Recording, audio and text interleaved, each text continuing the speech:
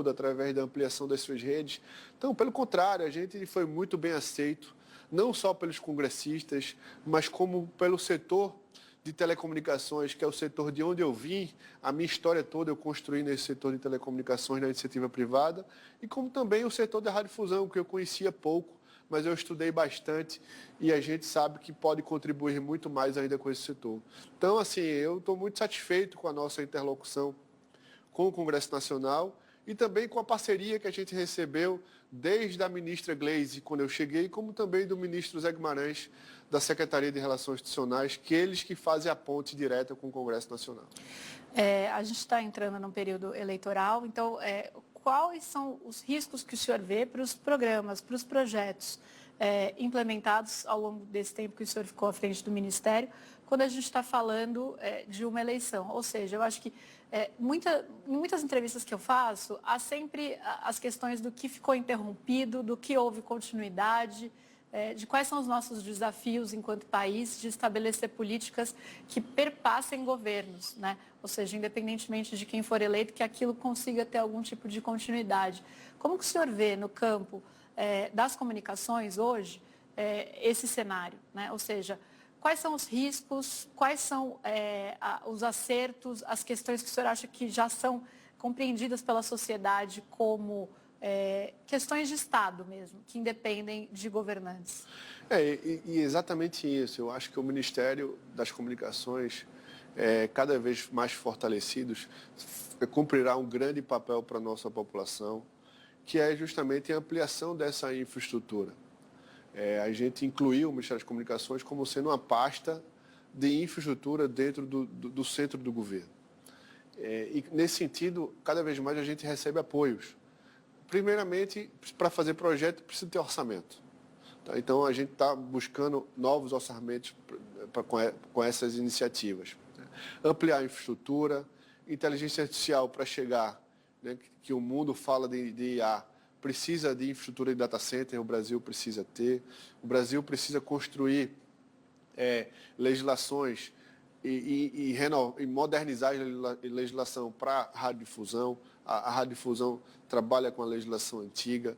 Então, a gente defende inovações no setor como um todo, por entender que, entrando o governo, saindo o governo, a política vai continuar. Assim como o programa Norte Conectado, que começou lá atrás, inclusive até pelo próprio presidente Davi Alcolumbre, na época, direcionou uma emenda parlamentar lá atrás, em 2016, 2017, se não me engano, para construir, apoiar o Exército para fazer uma primeira infovia subfluvial para melhorar a comunicação da região, que era a necessidade do Exército. Naquele momento lá, a gente tinha dificuldade de comunicação nas áreas de fronteira. Em cima disso, houve continuidade, né? Passou-se o governo, os projetos foram ampliando e a gente também está dando continuidade. Então, o que a gente quer é ampliar a infraestrutura digital, e eu acho que isso já é uma realidade. E o Brasil, para ser cada vez mais competitivo, precisa ter mais tecnologia disponível e a população tendo acesso a essa tecnologia. Que com isso vai melhorar a qualidade de vida. Então a gente defende muito isso dentro do governo e o presidente Lula colocou o tema inclusão digital no centro da discussão. A gente está trabalhando e contribuindo com o programa de governo para ampliar esse tema de infraestrutura digital, porque a gente conversa, Ministério de Portos e Aeroportos, para construir um porto-aeroporto, precisa de uma infraestrutura digital. Agora, as concessões do Ministério de Transporte, de novas rodovias, está sendo inclusa conectividade nas rodovias, já no processo de construção do edital. Na saúde nem se fala, na educação nem se fala, através dos institutos federais, que precisam ser renovadas suas plantas, mais data center, para que esses dados fiquem no Brasil. Então, é uma engrenagem que está funcionando e a gente está buscando alternativas para ampliar o orçamento e buscar também novos investidores que tenham interesse no Brasil. Algo do que a oposição vem apresentando sobre esta área tem chamado a atenção do senhor? Não, eu acho que existe sinergia com relação a isso. Tá? A gente colocou o Brasil num patamar de visibilidade muito importante para a atração de novos investidores. A gente está falando de constelações de satélite do Canadá que tem interesse no Brasil, constelações de satélites americanas que têm interesse no Brasil, chinesas que estão fazendo investimentos no Brasil, ampliação do Brasil. O Brasil é um grande mercado global. Então, essa é o que a gente mostra. Então, o presidente Lula, eu participei de várias missões com ele, falando da importância da infraestrutura digital, falando do momento do Brasil nessas missões, falando com investidores internacionais que acreditam no Brasil, que às vezes não conheciam, mas precisa vir. A exemplo do mercado logístico, quando a gente leva a infraestrutura digital no interior do Brasil, aquele pequeno produtor pode ter acesso à plataforma digital para fazer a divulgação dos seus produtos lá na sua região e, a partir daí, divulgar para o mundo e aquecendo o mercado logístico brasileiro também. Então, é uma grande engrenagem que a gente defende para estar fortalecendo o nosso setor. É exemplo do que a gente falou em nível de investimento ano passado, quando está sendo investido esse ano e a expectativa para os próximos anos. O mercado de data center pode mobilizar mais de 60 bilhões de reais, de 60 a 100 bilhões nos próximos 5 anos, pelo volume que está sendo demandado em termos de processamento de dado através da inteligência artificial, através da geração de conteúdo.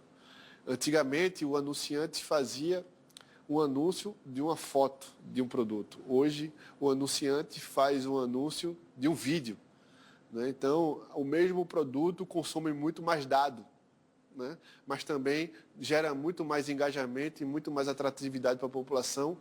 E para que isso funcione, precisa ter espaços físicos para processar tudo isso. E a gente defende que isso fique no Brasil, gerando mais emprego qualificado, gerando mais conhecimento para a nossa população e mais oportunidade e qualidade de vida para as pessoas. Então, eu acho que é assim que a gente pensa. Eu acho que a gente tem uma grande expectativa por toda a história do presidente Lula, que a gente terá sucesso no pleito eleitoral agora, dia 4 de outubro, em função do que a gente fez até agora e o que a gente precisa fazer ainda mais para aperfeiçoar as políticas públicas que a gente pensou e que deu continuidade. Então, esse é o nosso objetivo. Ministro, muito obrigada pela entrevista. Muito obrigado, Bia, pelo convite. Muito obrigado a todos que nos assistem e a gente fica à disposição em Brasília sobre os nossos temas do Ministério das Comunicações. Muito obrigada. Eu agradeço, sobretudo, a você pela audiência. O É Notícia volta na semana que vem. Até lá.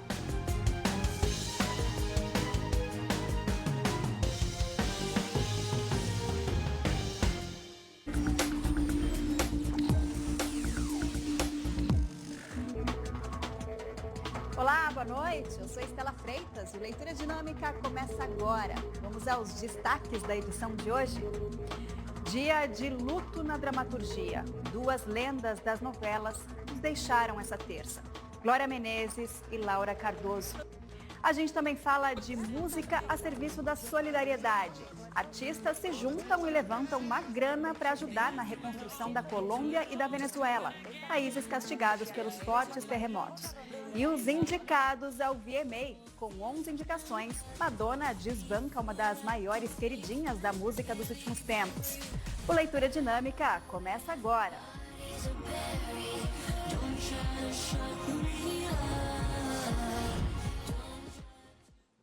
Nessa terça, a Meta, dona do Facebook e do Instagram, começou a enfrentar nos Estados Unidos um dos julgamentos mais importantes da história. O processo pode mudar a relação entre as grandes empresas de tecnologia e a segurança de crianças e adolescentes online. Promotores de 29 estados americanos acusam a Meta, empresa por trás de plataformas como Facebook, Instagram e WhatsApp, de ter criado recursos para manter os jovens conectados pelo maior tempo possível, com feed e timeline infinitos. Os estados também dizem que a empresa sabia dos possíveis riscos e ainda assim teria minimizado os perigos publicamente. O que eles estão alegando é que a Meta sabia de algumas coisas sobre como o Instagram e o Facebook afetavam os jovens e sobre a natureza compulsiva de se envolver online. O processo também acusa a Meta de coletar e usar dados de crianças menores de 13 anos, sem o consentimento dos pais. Mas os estados não estão somente interessados em uma indenização. Eles também pediram ao juiz que force a Meta a fazer mudanças nas plataformas, como restrições de idade e também o fim do feed infinito de conteúdo. A empresa nega as acusações e diz que tem investido na segurança de adolescentes. O julgamento deve durar entre 6 e 8 semanas e tanto o CEO da Meta, Mark Zuckerberg, quanto o chefe do Instagram, Adam Mosseri, devem ser ouvidos como testemunhas. Segundo a Polícia Federal, Marcola, o ex-chefe de gabinete de Lula, confirmou para algumas pessoas próximas que recebeu mensagem de Roberta Luxinger, amiga de Lulinha, sobre contrato de venda de canabidiol ao Ministério da Saúde. De Brasília, o Rafael Felite tem as informações. Segundo reportagem do jornal o Globo, Marcola afirmou ter recebido o contrato de Roberta Luxinger, mas afirmou que não repassou o documento para ninguém do governo federal. A troca de mensagens foi obtida pela Polícia Federal. Roberta é amiga e ex-sócia de Lulinha e atuou como lobista de Antônio Carlos Antunes, o careca do INSS. O filho do presidente é alvo de 3 inquéritos no STF sobre tráfico de influência. Segundo a PF, ele é suspeito de articular contratos para a venda de cannabis medicinal com Marcola e o ex-secretário executivo do Ministério da Saúde, Sullenberger Barbosa. Mesmo com as supostas tratativas, os contratos para a venda de cannabis medicinal no Ministério da Saúde não foram adiante. Rafael Felite, de Brasília, para o Leitura Dinâmica. A fiscalização da lei seca vai ter novas regras em todo o país. O Conselho Nacional de Trânsito aprovou mudanças nos procedimentos para identificar motoristas sob efeito de álcool e outras substâncias. Gustavo Schwab explica para a gente o que é que muda. Boa noite, Estela. Uma das principais mudanças é a criação de uma triagem durante as blitzes. Os agentes poderão usar um teste passivo para verificar se há indícios de consumo de álcool. Mas atenção, esse resultado não será suficiente para multar o motorista. Se o teste der positivo, serão necessárias outras avaliações para confirmar a presença de álcool. A regra também prevê um novo teste quando houver alguma situação que possa interferir no resultado. É o caso, por exemplo, de resíduos deixados na boca por enxaguante bucal ou bombons de licor. A resolução também regulamenta o uso de equipamentos para identificar outras substâncias que podem comprometer a capacidade de dirigir. Nestes casos, não basta apenas detectar a substância. O agente também precisa identificar e registrar pelo menos 2 sinais de alteração no motorista. O bafômetro continua sendo usado normalmente e as penalidades previstas no Código de Trânsito não mudam. Outra novidade é para os acidentes com morte. Nesses casos, será obrigatório fazer exames para identificar álcool ou outras substâncias nos condutores. As novas regras passam a valer a partir do momento em que forem publicadas no Diário Oficial da União, que ainda não tem data para ocorrer. De Brasília, Gustavo Schwab para o Leitura Dinâmica.